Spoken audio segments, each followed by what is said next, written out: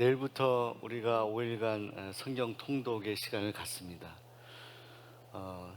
일주일 동안 구약과 신약의 말씀을 우리가 읽을 텐데 특별히 우리 오후에 함께 공부하는 쉐마학교 성경 공부와 함께 1년 동안에 하나님 말씀을 깊이 읽고 묵상하고 잘 이해하는 시간 목표로 삼고 이번에 승리하시기를 소원합니다. 특별히 구약과 신약의 말씀을 읽으면서 사건 위주로 우리가 말씀을 읽을 수도 있지만 또 그 사건들이 다 어떤 인물들과 연계되어 있습니다. 그래서 인물 중심으로 성경을 읽는 것도 저는 괜찮은 방법이라 생각하는데 구약과 신약에 많은 인물들이 등장하는데 구약에서 우리가 놓치지 말아야 될 그런 두 사람이 있습니다. 그 한 사람이 바로 아브라함이라는 사람입니다. 믿음의 조상 아브라함. 여기서부터 그 복의 근원이 출발이 되기 때문입니다. 그리고 하나님께서는 우리 인생의 죄를 다 사하시고 구원하시기 위해서 구원의 빛을 허락해 주셨는데 바로 유다 가문을 통해서 하나님은 다윗 왕조를 이어가시게 하시면서 그 혈통 가운데 예수님을 탄생하게 하시고 우리를 구원하십니다. 그래서 이 아브라함과 우리가 다윗을 빼어놓고 우리가 구약을 읽는다라고 한다면 아주 핵심적인 두 개의 큰 기둥을 놓쳐버리는 일이 되는 것입니다. 여러분, 다윗은 목동에서 이스라엘의 왕이 되었던 사람입니다. 이렇게 일약 신분이 상승한 사람을 보기는 어려운 것입니다. 그것을 이루신 분이 하나님이시기 때문에 다윗은 하나님이 만든 사람입니다. 다윗은 목동 시절부터 하나님을 찬양하고 하나님을 예배하였던, 중심에 하나님을 사랑하였던 그런 하나님의 사람입니다. 그런데 그런 다윗이 정말 많은 고생을 하고 어려움을 겪으면서 그 모든 것들을 이겨내고 하나님의 은혜로 왕이 되었는데 왕이 되어서 또한 큰 어려움을 겪게 됩니다. 근데 그 어려움의 출발은 자기 자신이 잘못한 일에서부터 사실은 출발하게 돼요. 늘 하나님 바라보고 믿음으로 살았던 다윗이 충신이었던 우리아의 아내를 범하고 맙니다. 전쟁 중에 그런 일이 있게 됩니다. 그래서 다윗은 하나님 앞에 철저히 이를 회개하여 용서를 받지만 그러나 하나님께서는 그가 잘못한 것에 대한 징벌을 내리시죠. 그 징벌의 하나가 바로 그들의 자녀들이 불화하게 됩니다. 여러분, 이 다윗은요, 배다른 그런 아내가 이 부인들이 여러 명 있었는데 그래서 배가 다른, 어머니가 다른 자녀들이 여러 있었습니다. 그 중에 제일 첫째가 암논이라고 하는 아들이었는데 이 암논이 셋째였던 다말이라고 하는 그런 동생을 범하고 말죠. 그때 이 다말의 친오빠였던 압살롬이 분노하여서 이 일 때문에 형이었던 암논을 죽이게 됩니다. 여기서부터 비극이 시작됩니다. 여러분, 다윗의 입장에서는 모두가 사랑하는 아들들이었습니다. 암논도 사랑했고 압살롬도 사랑하고, 근데 자신의 셋째 아들이 장자를 죽이게 되는 이 일 때문에 너무나 마음이 힘들고 어렵게 되는 거죠. 여러분, 그리고 첫째와 둘째 아들이 결국은 다 죽게 되어서 셋째였던 이 압살롬이 왕이 될 수 있었는데 다윗은요, 이 압살롬을 추대하지 않습니다. 여러모로 감정적으로 여러 가지 상황이 이 압살롬 입장에서도 아버지 다윗을 굉장히 서운하게 생각하는 마음이 들게 되었던 상황이 되었어요. 그런 상황 가운데 이 압살롬 아들이 아버지 다윗을 배반하고 정권을 얻기 위해서 그가 다윗의 자리를 빼앗으려고 아버지를 배반하게 되죠. 그래서 오늘 성경 말씀을 보시게 되면 아들에게 쫓겨서 도망가는 다윗의 상황이 나와 있습니다. 여러분, 아들에게 쫓겨서 버림받고 도망가는 아버지의 마음을 이해하실 수 있겠습니까? 얼마나 마음이 어렵고 힘들겠습니까? 여러분, 압살롬은요, 왕이라는 그런 욕심, 또 아버지에 대한 마음의 서운함과 분노 때문에 그런 일을 저지르고 말았어요. 그런데 당시에 많은 사람들이요, 이스라엘 사람들이 그 압살롬의 편에 서게 됩니다. 민심이 거기를 향해 가게 됩니다. 그래서 다윗은 도망가게 되는데 그때 따랐던 사람들을 오늘 성경은 소개하는데, 특별히 오늘 말씀에 보면 도저히 예상할 수 없었던 사람들이 다윗을 따라가는 겁니다. 그들은 가드 사람들이었고 그 사람들의 우두머리가 되었던 한 사람이 바로 오늘 성경 말씀에 나오는 이때라고 하는 사람이었습니다. 그 이때를 보면서 다윗은 말하는 겁니다. 우리를 따라오지 말라고. 당신은 당신들과 함께 부하 한 600명이나 되는 사람들이었거든요. 그 사람들 데리고 압살롬에게 가라고 이야기합니다. 왜? 우리가 지금 가는 길은 위험한 길이기 때문에 당신들은 얼마든지 다시 돌아가서 살아갈 수 있다라고 이야기하는 거예요. 한동안 이때와 이때를 따랐던 이 사람들은 유랑하고 방황하였는데 아마 다윗이 잘 정착할 수 있도록 도와주었던 것 같아요. 그러니까 이 다윗에게 은혜를 받았던 사람들이죠. 이때와 그 사람들. 자, 다윗은 가라라고 이야기합니다. 다윗은 좋은 사람이었어요. 이때와 이때를 따른 사람들을 살리기 위해서, 이방인이었던 그들을 살리기 위해서 돌려보내는 겁니다. 내가 책임이 있어서 나는 도망가고 이스라엘 사람들, 많은 사람들이 배반하여 나를 떠나 있지만, 그러나 이때와 그 이방인들이 나를 따라가서 어려움을 당하는 것을 다윗이 보고 싶지 않았던 거죠. 그런데요, 그때 이때라고 하는 사람이 다윗에게 이렇게 말합니다. 오늘 성경 21절에 이때가 왕께 대답하여 이르되 여호와의 살아계심과 내 주 왕의 살아계심으로 맹세하옵나니 진실로 내 주 왕께서 어느 곳에 계시든지 사나 죽으나 종도 그곳에 있겠나이다. 이렇게 고백을 합니다. 다윗이 가는 곳에 따라가겠다는 거예요. 끝까지 함께 하겠다는 거예요. 사랑하는 여러분, 이때라는 사람을 통해서 다윗이 얼마나 큰 힘을 얻었겠습니까? 이때가 다윗 앞에 이렇게 맹세한 그 맹세는 어떤 맹세입니까? 그 맹세를 우리가 그 내용을 좀 살펴보면 좋겠어요. 우선 이때는 여호와의 살아계심을 믿고 있었던 사람입니다. 다윗에게 고백하고 결단하되, 그가 내가 의지적으로 내 인간적인 노력으로 다윗을 따라가겠노라고 이렇게 얘기하지 않아요. 이때는 뭐라고 이야기하냐면 내가 여호와의 살아계심으로 맹세한다라고 합니다. 말한다라고 합니다. 이때에겐 믿음이 있었습니다. 다윗이 믿고 있었던 하나님에 대한, 살아계신 하나님에 대한 믿음이 있었다는 거예요. 비록 이방인이었지만, 이스라엘 사람들에게 어쩌면 무시당하는 그런 사람들이었지만 그의 마음속에는 벌써 여호와 하나님에 대한 믿음이 있었어요. 그래서 다윗을 따라가는 것 같지만 사실은 하나님께서 인도하시는 길이 바로 다윗을 따라가는 길이라고 확신하고 있었던 것입니다. 둘째로 이때는 목숨을 걸고 맹세하고 약속합니다. 이때가 뭐라고 말합니까? 내가 사나 죽으나 종도 그곳에 있겠다라고 말하거든요. 이미 종이라고 표현합니다.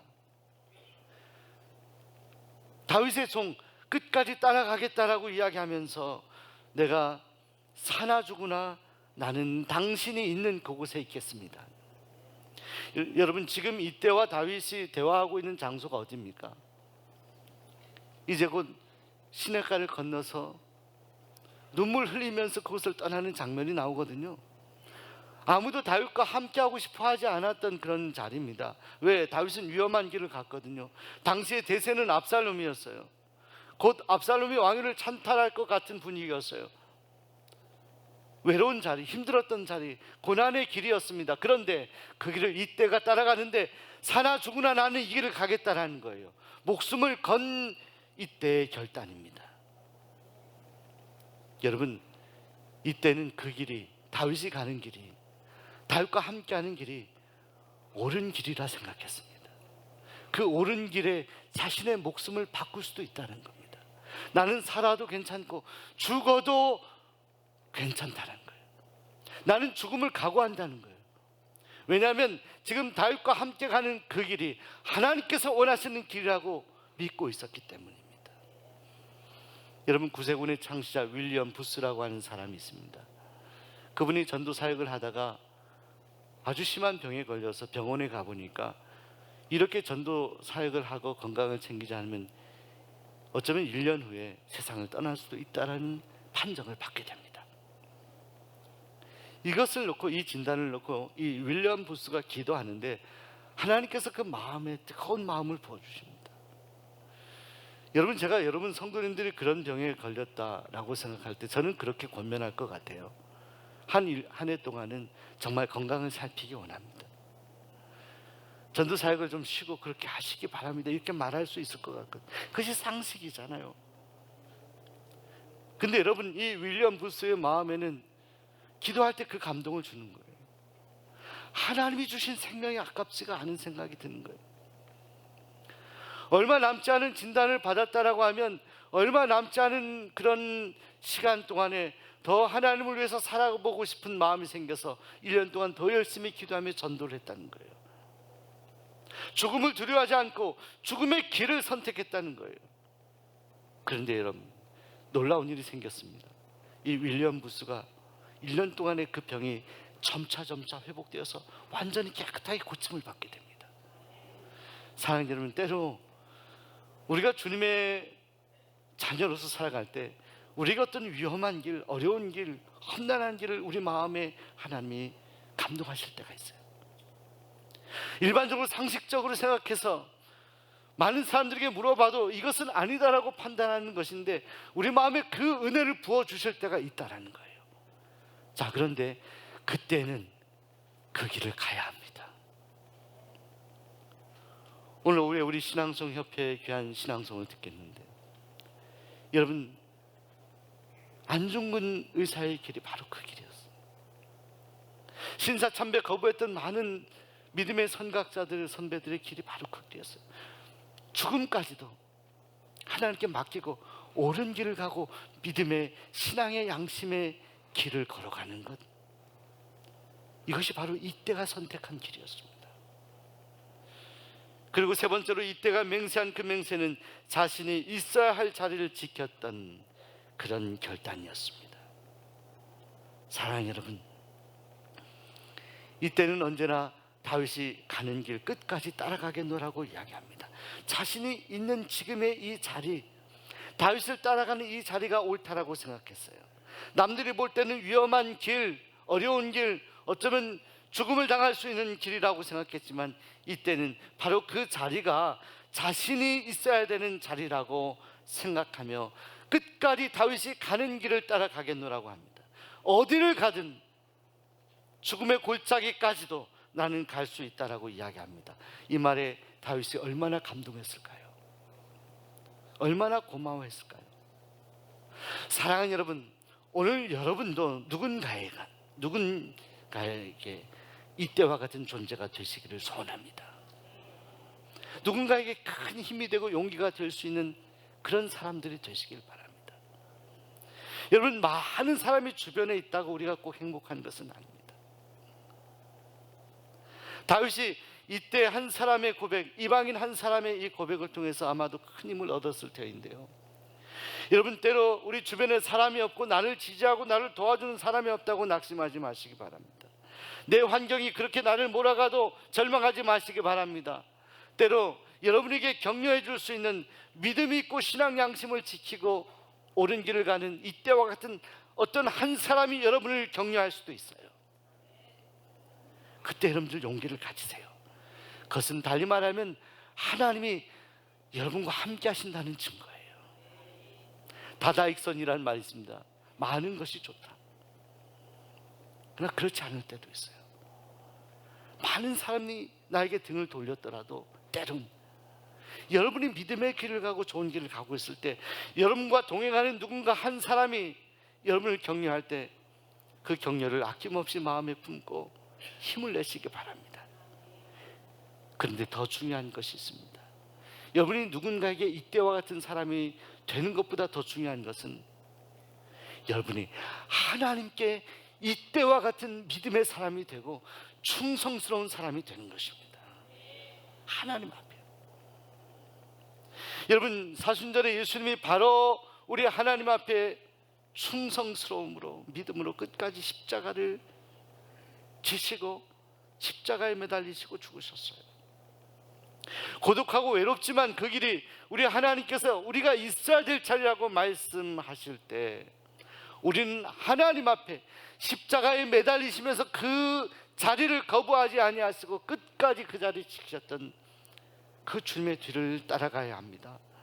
이때와 같이, 이때가 다윗을 따라가서 끝까지 그 길에 함께하는 것 같이 우리가 하나님이 원하시는 그곳에 우리는 있어야 하는 것입니다. 전에 스위스의 알프스 산에 조그만 오두막집이 있었는데 그 집은 아들을 잃어버린, 눈사태의 아들을 잃어버린 어떤 어머니가 그 집을 만들었다고 합니다. 그런데 그 집에 몇몇 사람들이 꼭 거기에 머물면서 눈보라가 칠 때는 이렇게 종을 쳤다고 합니다. 이렇게 종을 쳤을 때 눈보라 때문에 길을 잃었던 사람들이 종의 소리를 듣고 그 오두막집에 온다라는 거예요.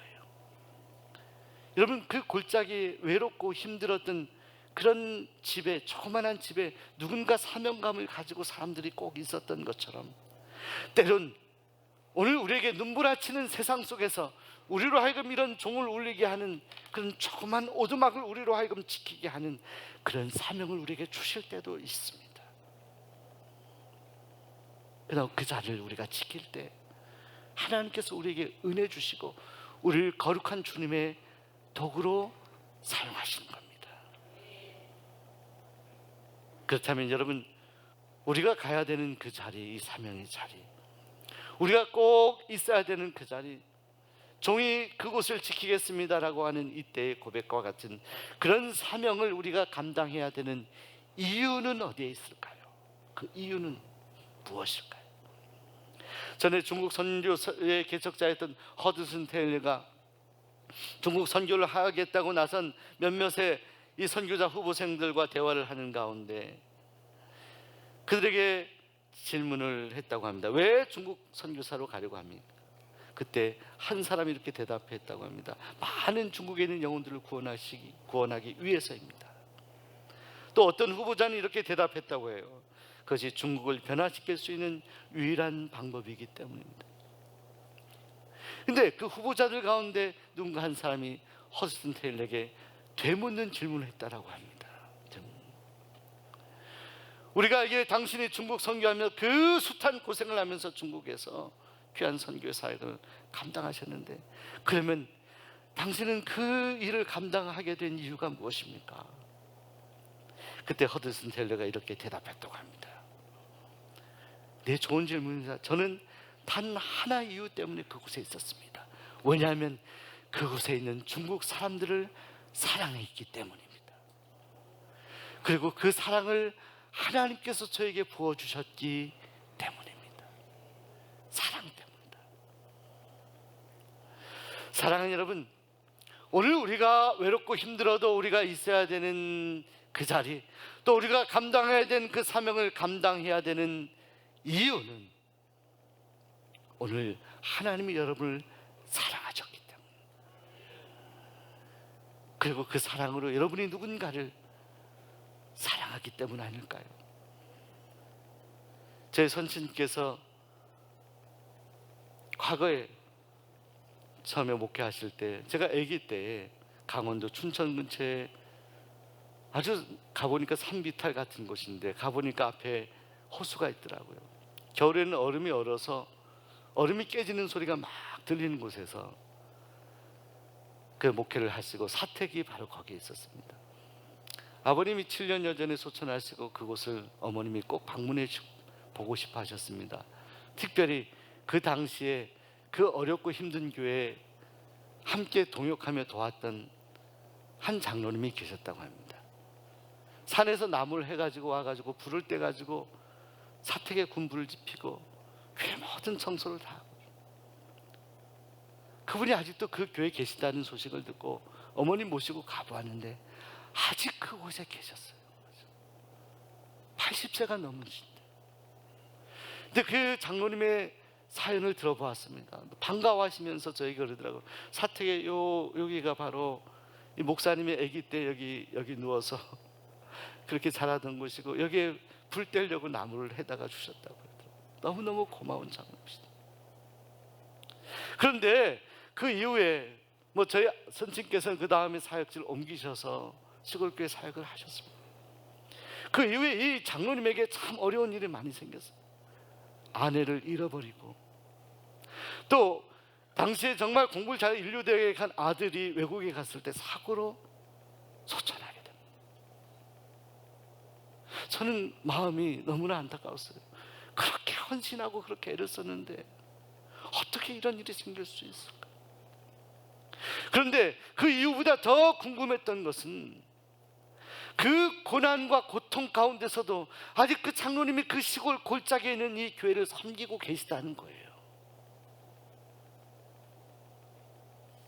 아무도 알아주지 않은 그곳에서 아직도 그렇게 기도하고 계시는 거였어요. 교회가 그 후로 어려움이 있어서 또 나눠지는 일도 있었다고 합니다. 그런데 그 한 교회 계속 섬기는 교회 섬기시면서 그 자리를 지키고 계셨어요. 그 장로님에게 식사를 대접하면서 어머님과 셋이 대화를 하게 되는데 궁금했어요. 장로님이 그렇게 힘든 일을 겪으시면서 떠나고 싶지 않으셨습니까? 그때 그 장로님이 그러시더라고요. 제가 교회 성도들을 사랑하고 또 하나님이 그 고난 고통 속에서도 은혜 주셔서 하나님이 저를 사랑하신다는 마음 부어주셔서 저는 절대로 이곳을 떠날 수가 없었습니다. 이곳을 지키는 것이 제 사명이라고 하나님이 분명히 말씀하셨겠다. 저는 저 천국을 소망하며 그때까지 이곳에 있을 겁니다. 주님 부르시는 날까지. 오늘 이때처럼 하나님, 제가 이곳을 지키겠습니다. 당신이 가는 길 끝까지 가겠습니다. 자, 사랑하는 여러분, 오늘 우리에게 특별한 사명을 주셨다면 자, 우리 스스로 물어야 되지 않을까요? 나는 왜 이 사명을 끝까지 힘들어도 지키고 가야 되겠느냐? 그 질문에 대해 그 대답은 우리 하나님이 여러분에게 하시고 계신 것 같아요. 내가 너를 사랑하기 때문이다. 내가 너를 사랑한다. 자, 여러분, 이 주님의 음성이, 이 주님의 약속이 오늘 여러분에게 주신 그 사명을 넉넉히 감당할 수 있는 능력이 되기를 소원합니다. 기도하겠습니다.